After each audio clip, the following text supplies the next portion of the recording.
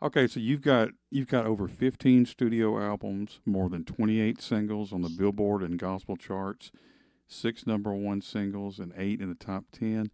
And this is what I think is really cool. Now you've sang in ad campaigns for like McDonald's and Disneyland, Hardee's, Taco Bell.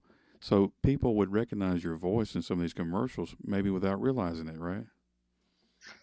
Yeah, but without realizing they would be right. I was just talking to this other guy a minute ago about that. He asked me about that. Uh, Man, I did a bunch, and I still do them. But golly, I was thinking I've done. He jogged my memory. I've done Coke Yeah. and Dr Pepper, Mountain Dew, Seven Up, Hardee's, McDonald's, KFC, Taco Bell, um, Wow. uh, uh, every beer, every car and truck. Sometimes you feel like a nut, sometimes you don't. I did that for 7 years. Wow. I've done, God, man, you've heard me, or people have changed the channel on me on TV so many times. Well, they may have changed the channel and turned it to another one, and there you are again. So it's okay. You covered it all. That's good, though. Huh? Yeah, that's just something I started doing. They started calling me up. I guess I needed a raspy voice guy, and Oh, they started calling me on all kinds of stuff. that's great, man. Um, but growing up, who were some of your musical influences growing up? Oh man, I had a transistor radio when I was little, and I could pick up at night. I would scroll through the AM dial, and I could pick up all these clear channel stations coming through, and I could listen to um, R&B and pop music and country music, and I just listened to everything. I like all kinds of music, but I loved like of country, of course, George Jones and Merle and Conway and Loretta and Tammy and all that, and Right. the Beatles, the Stones, pop music in general. Any of the My era is the '60s when I was a kid, so anything that was going on in the '60s, and then James Brown, I'm crazy about, and Right. Little Richard and Ray Charles and B.B. King, Albert King, but just all kinds of stuff, everything. Right. And you could tell in your voice you've got that soul, the soulful sound in your voice mixed with country, so you could hear those influences in there, and sounds awesome. By the way, that's you got a great voice. Man, I grew up in this little bitty town in South Georgia called Araby, Georgia, and there was 300 people that lived there. There was a railroad track that went down town through town, and all the black people lived on one side, and all the white people lived on the other side. And our house backed up, our backyard backed up to the railroad track, and we didn't have air conditioning. And I would open the window at the foot of my bed to get a breeze coming through, and I would put my head down at the foot of the bed so I could catch some of that breeze. And the first band I ever heard was the black church right across the tracks. Their band, they had an actual band, Awesome. drums, bass, guitar, and Right. all that. And that's the first band I ever heard. Our little church we just had this little old lady playing piano. Right. But the black church had a band, and I remember hearing that and thinking, boy, this is great. Right. Yeah, I love that. I love that So I stuff. listened to all kinds of stuff, man. I just grew up listening to whatever I could get. Right. And so your days before you got your record deal, tell me about some of the times that you remember, the days leading up to that. How did that come to be? Well, man, Our family is from Athens, Georgia.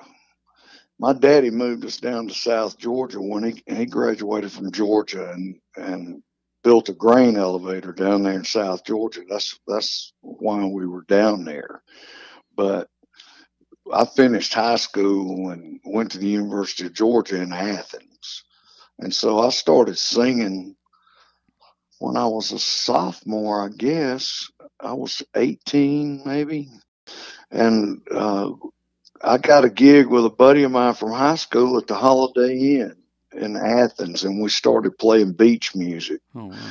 And we had all the kids would come and see us. We had a big student following, and we, played all the fraternity and sorority parties and all that. But we had a regular gig, and we had a big student following, and so that's where I started.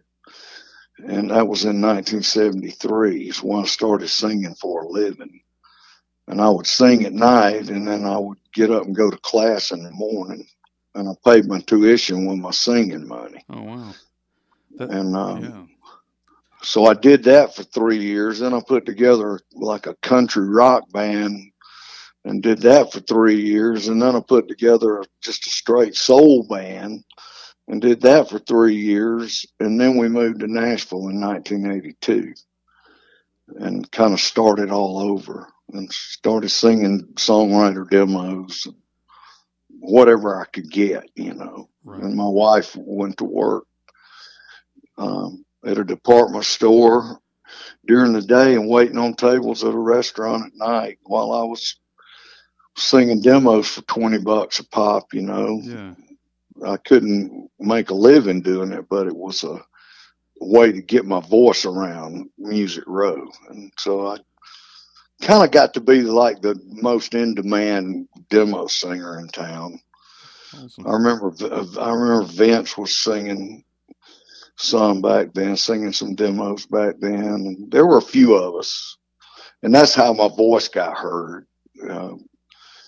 People would pitch songs, and I'd go in and do a song, sing. A songwriter writes a song, then they would do a demo session and hire somebody to sing the song, and then the publishing company pitches the song around town trying to get it recorded. And that's how my voice got heard by record companies, because they were getting these songs pitched to them Right. that had my voice on it. Right. And so they started wanting to know who it was singing. So I signed with Capitol Records. I don't know. I'd been there a couple of years, I guess. I'm trying to think when I signed with Capitol. 84 maybe. That I sounds think right. I've been there a couple of years. I got a songwriting deal with a company called CBS Songs. It was later EMI, and now it's Sony. But it was owned by Columbia Broadcasting System. I mean, it was CBS, the same CBS as the Net TV network. Right. And it was called CBS Songs. So I signed with them. I think we moved in maybe May of 82, and I signed with them in December. So I got a songwriting deal pretty quick. That's great. Wow. And then I just started doing demos, and then I started doing commercials. So, and that worked out pretty good for you. And so was your wife, supportive, the whole time? I know it was probably hard there, the beginning there. Yeah, man. Well, she was going to go to vet school. She's got a master's degree in dairy science and a master's degree in nutrition. And we were living on the farm. Both sides of my family are farmers. And so we were living out about 20 miles out in the country from Athens, Georgia, on the farm. And in this old house down behind my mom and daddy's house. We'd lay in the bed at night, listen to the radio, and I remember when Lee Greenwood first came out, we heard him singing, and he's raspy voiced too. Right. And Sheila said, man, maybe we need to move to Nashville. And I was scared. I didn't want to leave my little comfort zone I had there. Right. But She came home one day and when she finished up her master's work, said, "We're going to Nashville." So we had a '59 Ford station wagon. We loaded it up, and moved to Nashville, and just started all over. That's So great, man. we- we've been together 43 years. Wow. So That's great. so yeah, Yeah. she's my best friend, and she's got my back, and we're happy, and we count on each other. And she travels with me now. She's on the bus with us, and she works her butt off. That's you, She sells merch, and she orders merch, and she books flights, and I guess she's like a road manager, I guess you'd wow. call it. That's cool. She does it Had all if you that. had to, Wow. yeah, she works her butt off, man. She's the hardest working person I've ever known, ever since I've met her. Wow. And well, that's awesome. Um, and when you were talking about your when you signed the record deal, your first release was "Drowning in Memories." It peaked at number 39. Can you talk about that a little bit? Well, back then, man, they had these things called singles deals. Like you had an album deal or you had a singles deal. So I signed a singles deal with Capitol Records, and it was for 6 singles. So the deal was is they would put out a single, and if it flopped or whatever, they'd put out another one and another one and another one up to 6, at their discretion.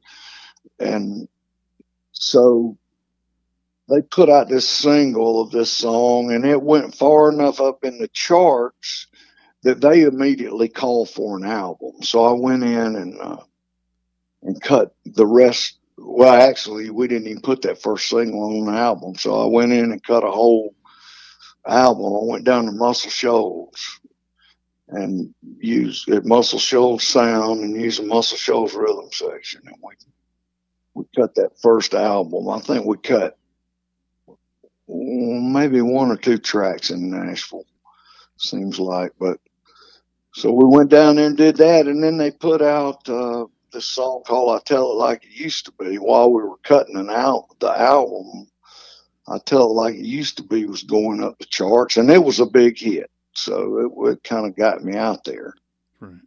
And then they put that album out, and it did well, and then went back down to Muscle Shoals and cut the second album, and so did that.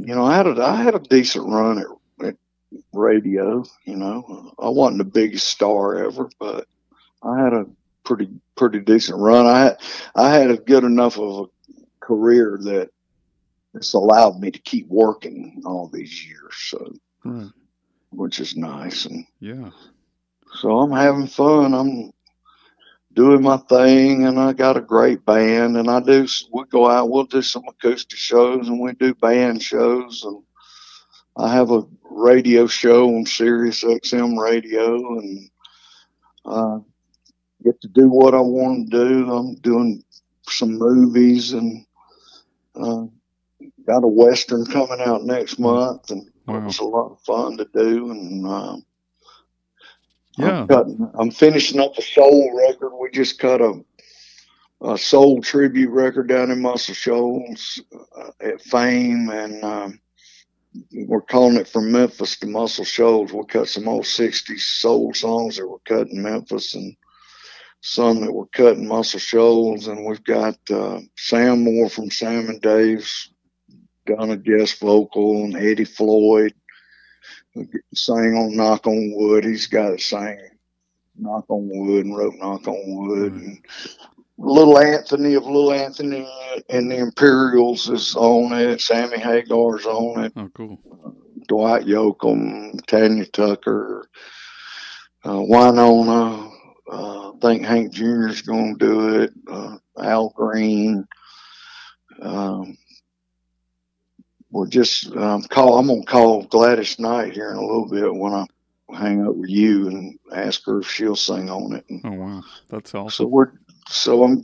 I get to do what I want to do these days. I don't really have anybody telling me what to do. Ain't that nice? Yeah, it's real nice. I'm 67 years old, See, that's great. and if a show comes in that we want to do, we'll take it. If not, we just don't have to work as hard as we used to, man. When I was hitting, I was visiting radio stations every day and gone 300 days a year. I can't do that anymore. I don't have the stamina. Plus, I don't want to. Right, right. See, well, there you go. You don't want to, you don't have to, and you got it covered. You got a wife that supports you, so Yes. you're gonna be okay. Yeah, we just do what we want to do, man. We got a great life. That's great. You know, That we're in a good place. that's real We're good. not rich or anything, but we're fine. Well, after your success, in the late '80s and things like that, and I know you had all these albums coming out, and then suddenly, I think in what early '90s, you stopped. Boy, I couldn't get arrested. So what happened there? I just fell out of favor, I guess. I just radio quit playing me. I guess it's just that simple. They you just know, didn't want to do it. They didn't want to play anymore. I guess I'd had my time, and you know, I couldn't buy a hit. And then Wow. I left Capitol and went to Warner Brothers. I cut an album for Warner Brothers that never even got out. And then I went to Sony and cut some stuff for Sony, and it never got released. So basically, the mid '90s, probably 5 years in there, was just I didn't have anything out. Right. I was under contract to these other record companies. I couldn't go anywhere. I was tied up. I couldn't do anything. They wouldn't put it out. Plus, they wouldn't let me, get out of my contract. So Wow. it was really frustrating. But, So will they you ever be know, released? These songs? I don't know. I don't own them. Huh. I don't know. It's That's a good question. I know I got that album, The Masters, here at the house, the 2-inch tape, but I don't own it. I mean, legally, I can't, have it pressed up and release it. so. What But would it take? I have physical possession of the tapes, Right. but Huh. I don't, I don't own it. So what would it take Plus, to get them out? that's so far in the past, I'd Yeah. rather just make something Oh, new okay. anyway. Yeah, that's understandable. Um, but after your break, you know, I guess during all that time you were recording, and like you said, the albums were shelved and didn't have anything out. But you came out with the "Wine into Water" album, and can you tell me about that song and what it means to you? Well, I was drunk for a long time, man. My whole career, I was partying. Mm-hmm. I mean, ever since I started, I started drinking and smoking pot and doing whatever I could do when I was in high school, and just kept it up. And just got worse and worse. Um, like I said, I'm 67. I guess the last time I quit everything was probably 12 years ago. I would, it got to where I got to where I was getting up in the morning pouring vodka in my coffee Oh wow. and firing a joint up, Mm. first thing. And so I, I had sense enough to know that, I mean, I ain't the smartest guy in the world, but I had sense enough to know that wasn't cool. And, Right.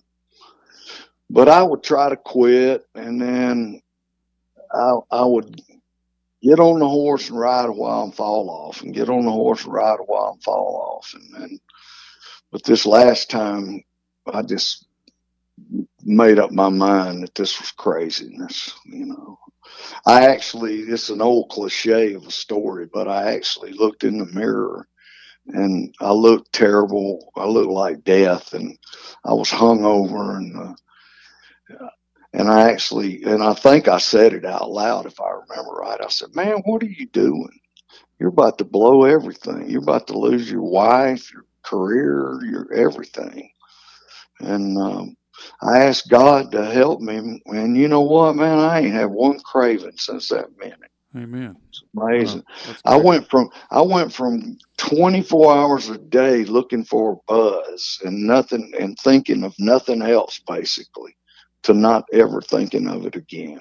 It's Wow, amazing. wow, that is awesome, man. That's And so anyway, the wine into water, we wrote wine into water about me and about my problems. And the good thing about wine into water, it was, they it was on an independent label. We sold a bunch of those records, though the albums. We sold a bunch of them, and but the single, it charted. It got up. I don't know what it got up to, maybe 40 or right at 40. It never was a big hit, but people have found that song through the years. It's really helped a lot of people get sobered up. That's the best legacy of that song. And there ain't hardly a day, well, maybe not every day, but a couple of times a week, I get messages from people that tell me wine into water helped them get sobered up or kept them from killing themselves. Or, I've had people say that they were fixing to shoot themselves in oh the wow, head. wow. And wine into water came on the radio right that second. And, That's uh, great. Yeah, that's yeah, man, man. it's amazing. And it's helped, and they use it at AA meetings and rehab places and churches. It gets sung all over. It's amazing. It's just taken on a life of its own. Yeah, that's awesome, man. It's a thing in the recovery community. Wine into water is. Right, that's great. And recently, the country music world was heartbroken with the passing of Ralph Emery. Um, can you talk about uh, Ralph a little bit? Some of your memories of him? Ralph was great, man. He was a dear friend. You know, I was on Nashville Now. He had this show. I don't know if you remember it. There used to be this network called the Nashville I Network, and remember. Ralph had a show on there every night, a 90-minute variety show. It was all music, and he might have a magician on sometimes or whatever. You never knew what he was going to have. Comedians, Right. but it was mainly music. And he had me on that show 56 times. Oh And I wow. think I was on there more than anybody. He kind of took me under his wing, and he exposed me to millions of people. I probably wouldn't even be talking to you if it weren't for Ralph Emery. Wow. I went on there the first time, and I remember "Drowning in Memories." That song you were talking about Right.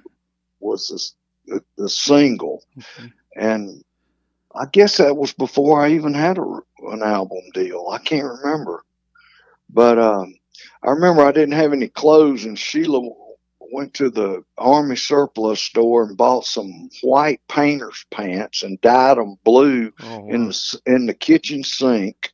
Awesome. And I wore those pants, and I've seen it on YouTube. There's somebody put it up there, and I'm wearing these blue pants that were just dyed in the kitchen sink. Wow.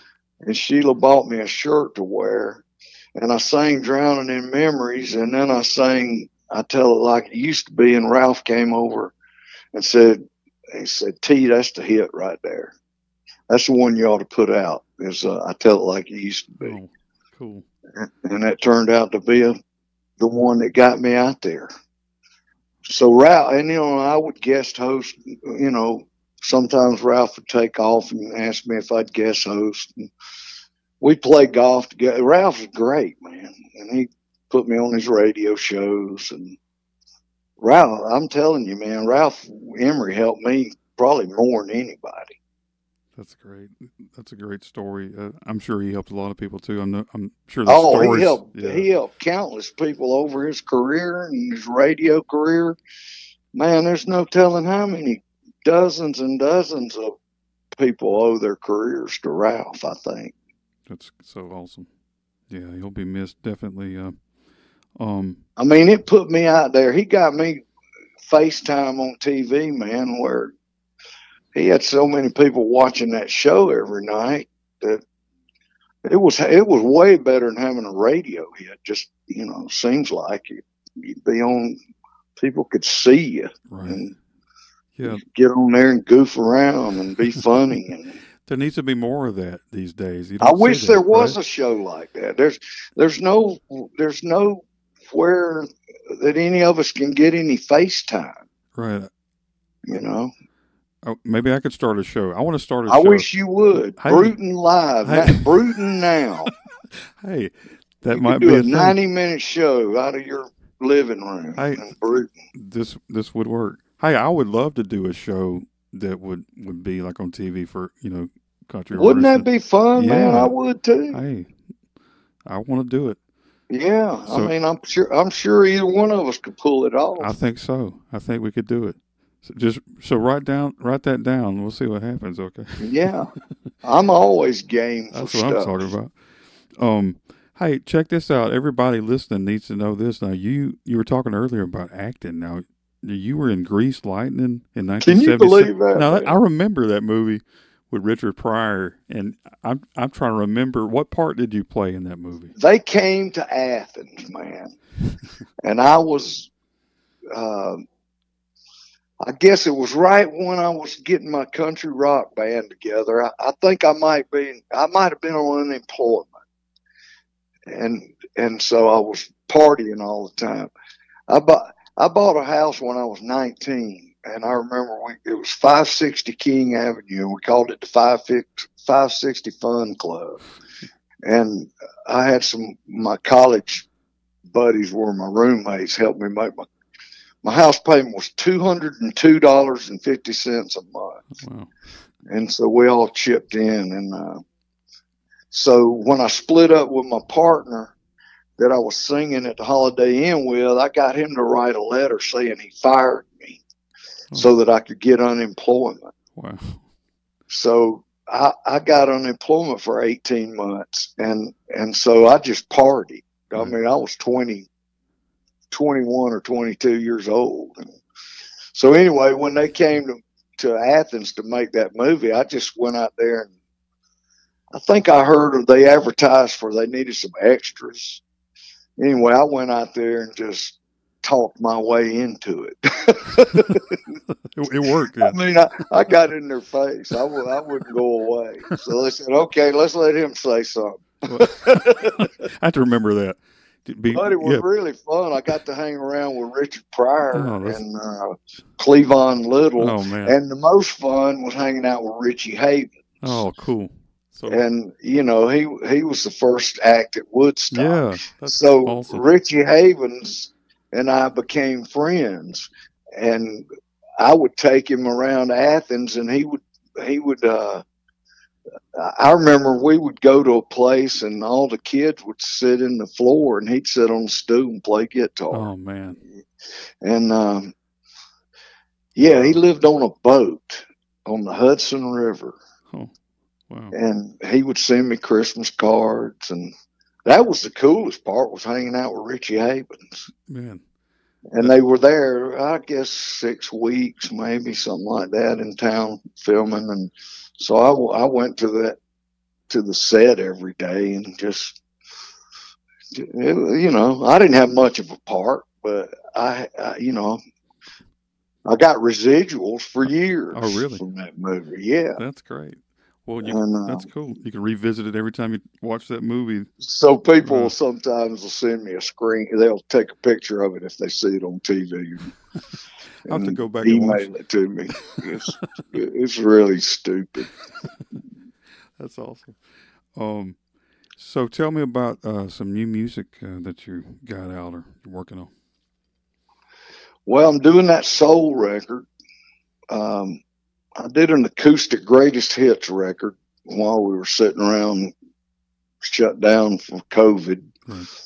and it's called Bare Bones, and it's real simple, just me and an acoustic guitar and background vocals.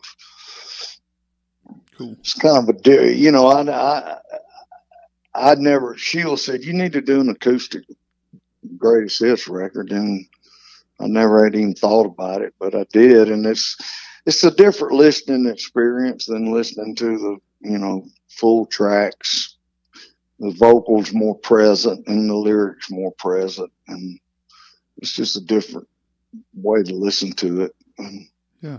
I'm going to go in and do a gospel record here in a little bit. And I'm hoping this year I'll do 2, maybe 3 albums. I got to do a gospel record. I want to do an old Stone country classics record. Just cut some old country classic songs, steel guitar and real, heavy Stone country. Yeah. And then I got to make what I call a regular T. Graham Brown record. So I got really 3 albums I need to do this year. It'd be nice. Well, it sounds like you need to keep that going. I mean, I guess I'm holding you up from doing them. You need to, you got to start recording. It sounds like the pressure is on. You got 3 albums you got to do, right? Oh, there ain't no pressure, man. Just kidding. I thrive on pressure. See, that's what I'm talking about. The pressure's, the truth is the pressure's off. That's what's so good about my life. Yeah. The pressure's off. Like I said, I'm not chasing a hit. I'm doing what I want to do. So the pressure actually is off. And that's what better way to live your life, right? I know, man. And it's easy making records. It's easy. So it's fun. Yeah. So it's not like it's some big thing, Sounds like fun. I got to write some songs. That's my problem is I don't write enough, but I write when it's time to do an album of original songs. That's when I buckle down and do my writing. Okay. I never have written for other artists, really. I just never pitched my songs, really. I guess I ought to. Yeah, I think you should. I think I'm so far out of the loop, though, that, I don't know. I have no idea what's going on these days. And I kind of like it that way, actually. There's nothing wrong with that. It's a good thing. I mean, I don't listen to. If I listen to the radio, I'm listening to Sirius XM, and I'm listening to Tom Petty's channel, or I'm listening to the '60s channel, or some old country music. Right, that's some good stuff. Or the Bluesville, or they've got a few B.B. King channel, and that's what I like. Yeah. Well, maybe you should do a blues album. I might. That would be really cool.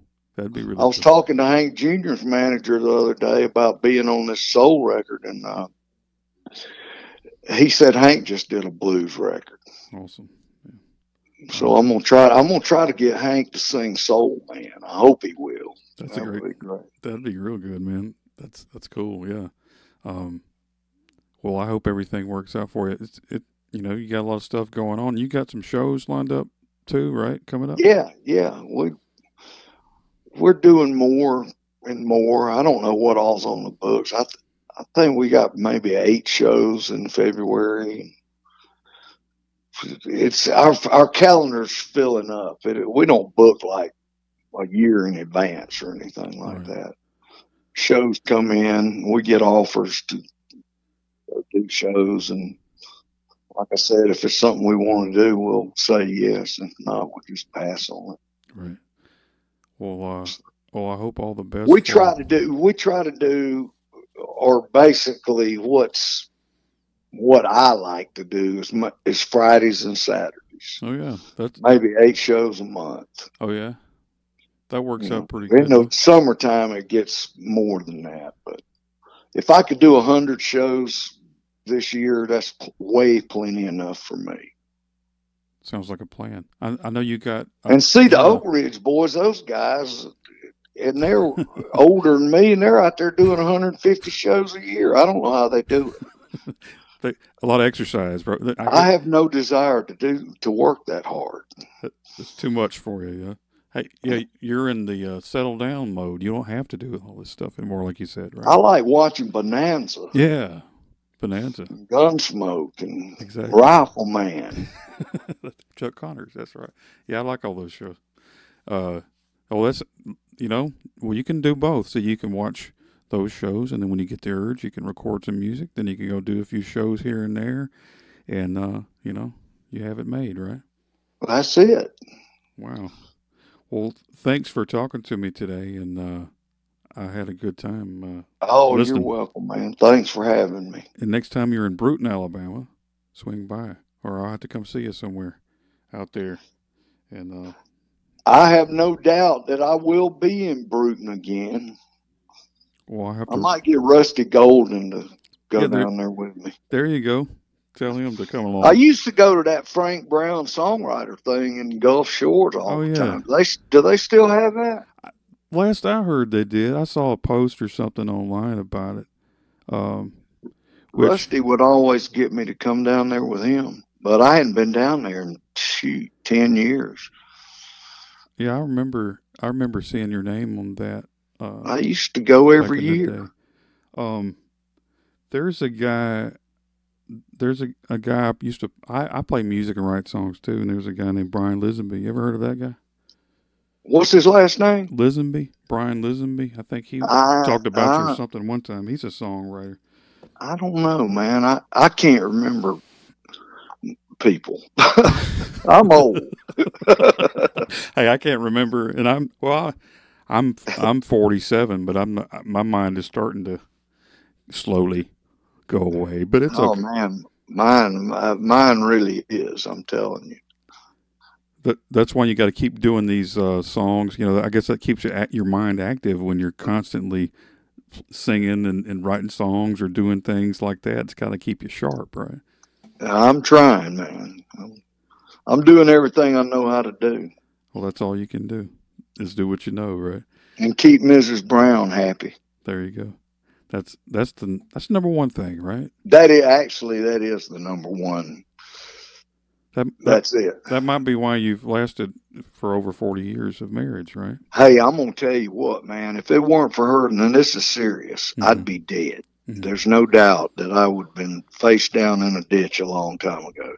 Keith Whitley and I were like brothers, and you would have thought that when he died, it would have straightened me up. But I think I just doubled down. Wow. Yeah, I saw an old clip of you talking about his passing when it happened. It was like on YouTube, and you were, really, choked up on, the interview. But I could tell it really hit you pretty hard. But I guess that just stands in your mind like the song, that you wrote um, about the, Well, he's he was a great friend, man. Well, I mean, we had just been on the road. We were doing shows together. I mean, had just come off the road and were fixing to go back out a couple of days later. And he died. I remember his manager called me up, and the guy's name was Jack McFadden, and we all were friends. We talked, so it wasn't anything unusual that he would call, and Jack called, and I said, what's up? And he said, Keith's dead. And I said, man, that ain't even funny. And he said, no, Keith's dead. We found him dead. And he started crying. And I went, oh, man. And Jack said, I can't face these cameras. Can I send all these news people to your house? And so they all showed up at my house. And that's where that clip, I guess, came from. That was one thing. There was a bunch of reporters and all, and I had to talk to them. It was not a good day, I'll tell you that. That had to be, I guess, a reminder for people to, the reality of what happens sometimes when you. Man, Keith would drink anything. He would drink cologne. He would drink anything with alcohol in it. So sad. Yeah, I know, man. He drank a quart of grain alcohol that night, and puked and choked on his own puke. That's sad. I mean, what a way to go! He could have, and he had cocaine and Valium in his system too. Man. That's what it boggles your mind sometimes when you think of, how good of a career he could have kept having, and He would have been as just big a star as anybody ever, right. I think. I And I think mean, so he was on his way. He would have been as big as Alan Jackson or any of them, I for think. sure, for sure. And He was just a troubled dude. We would be, they we would be, we were big, big drunk buddies and doing all these drugs and all. We were right there. right, And I remember our record labels sent us to this. Our record labels wanted us to straighten up, right, and so they sent us to this psychologist over on Music Row, and this psychologist specialized in the music business people, and so we would sit in this uh, group therapy thing where you'd sit around in a circle. And basically, all it is people whining about their lives. right. And so it would be like an hour-long session, and Keith and I'd be looking at our watch, thinking, "God, come on, man, we want to go have a drink. Right, Let's get this over with." we were just there because they were making us be there. right. We weren't. We had no intention of getting straightened up. We just was trying to pacify the Make powers them that happy. be. Yeah. Wow. So anyway, Yeah. I'm sure you have a lot of memories of things like that. Do you ever think about writing a book or anything, or coming up with? actually, we're finishing up the autobiography right now. Okay. I Cool. mean, it's done. I just have to do the. I got a few more sports figures that I got to put in there that I forgot. But no, it's done. It's going to be called "I Tell It Like It Used to Be." Oh wow, that's a catchy title there. Yeah. Yeah, go figure. I wonder how you got that. Um. Wow. That's another thing to look forward to. You got all these things going on, and all the fans are gonna love all that stuff. I'm sure, man. I'm a Renaissance man. You are it. That is you. and all that and more and Now, if I could only learn to paint, hey, I could really be a Renaissance man. that's what you need. That's your next goal you need to set. So you got a lot more time than you used to do stuff like that, right? So some of those days, free days, you can paint a few things, right? I don't know. I don't think I'd be much good at painting. I never have been able to do that. No. Well, there's I always can other draw a things. stick man. That's basically it. The stick man, that's the go-to drawing for everybody. Yeah, that's awesome. Well, Or a cube, I can draw a cube and the a cube. triangle. See the basic shapes. Well, you don't know till you try. Smiley face. Smiley faces. What else? The mountains and the sun in the house. Like I can draw a heart with an arrow going see, through it. just in time for Valentine's Day, you can make your Well, wife a card with drawings. you want to hear something corny? Okay, go ahead. Every night, so that it'll be there in the morning, I write Sheila a love note and I draw a heart with an arrow through it with our initials in it every night. I never miss a night. Now, how corny is that? Well, that's another book you need to write about the called Love Notes, and you can tell how it's helped your It's, marriage for all these years. I know that sounds terribly corny, but I do. Well, that's not corny to some people think that's very romantic. Just saying Well, they like that I, stuff. I am a romantic. See, the thing we got to find out. Will they find out all this stuff in the biography, or is this breaking news that you are a romantic man? Yes, well, hey, I'm multifaceted. See, and so, so I'm also full of crap. well, see, I can relate to that. But what's something else that people don't know about you that you may want to let them know that they I don't can know? ride a unicycle. Oh wow! Have you got any video footage of that?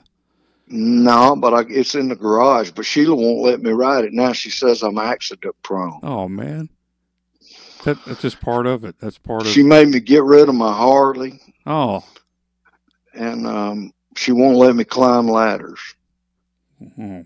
Well, she's the boss, so you got to do what she says. See, she's just looking out for your best interest, so you Yeah. don't fall off the ladder. She actually is looking out for my best interest. Yeah, I'm sure she is. I'm sure she is. And I am. yeah. I can be hard headed. I'll say. So.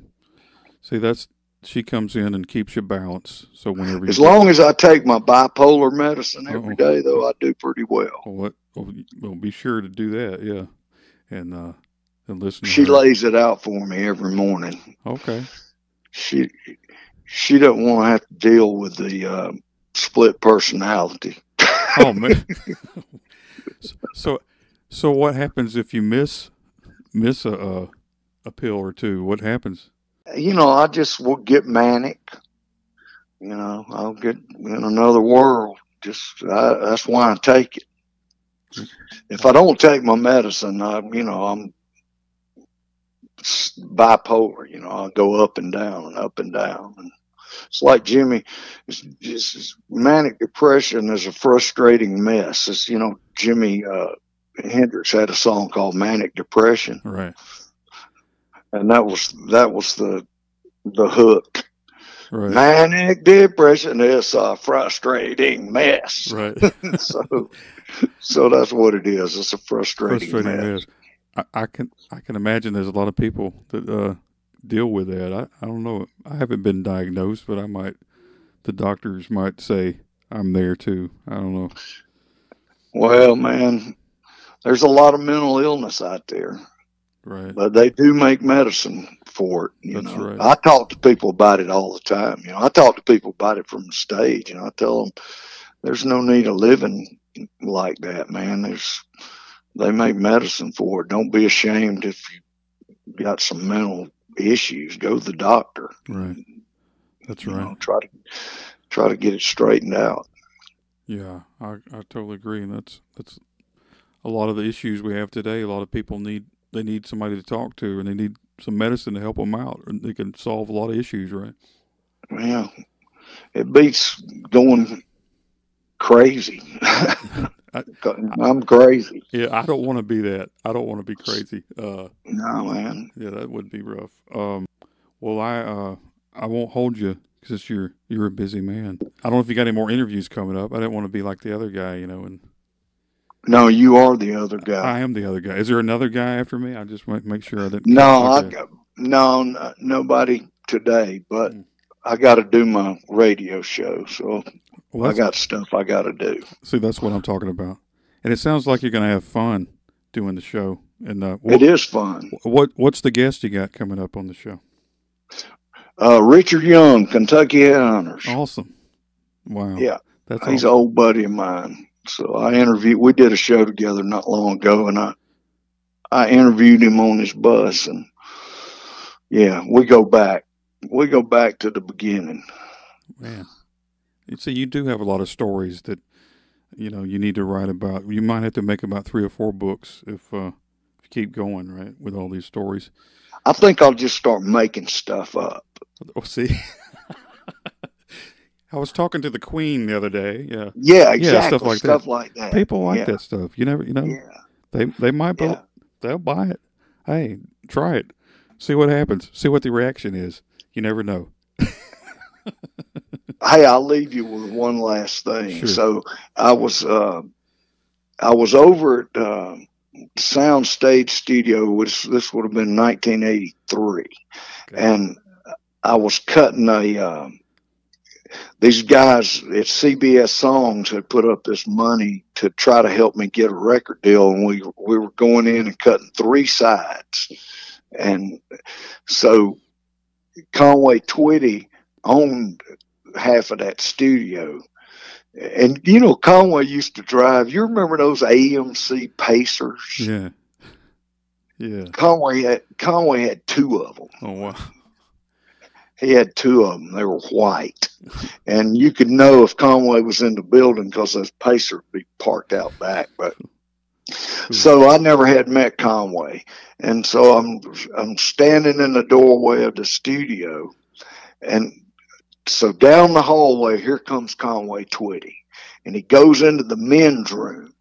So I thought, here's my chance. So I went into the men's room, and he's over there peeing, and there's 2 urinals in there. So he's peeing, and I go up to him, the next one, and there's a little divider between them. And so I don't have to pee. I'm just acting like I'm peeing. And I introduced myself to Conway while we're peeing. Oh, wow. I said, hey, Conway, my name's T. Graham Brown. I'm cutting my first master session over here across the hall, and I sure wish you'd come in and listen. And it was amazing. He came over there and stood in the doorway and listened about 30 seconds, and he looked at me and went, sounds good, T. And he walked off. And then a couple of years later, I was on the road with him doing shows.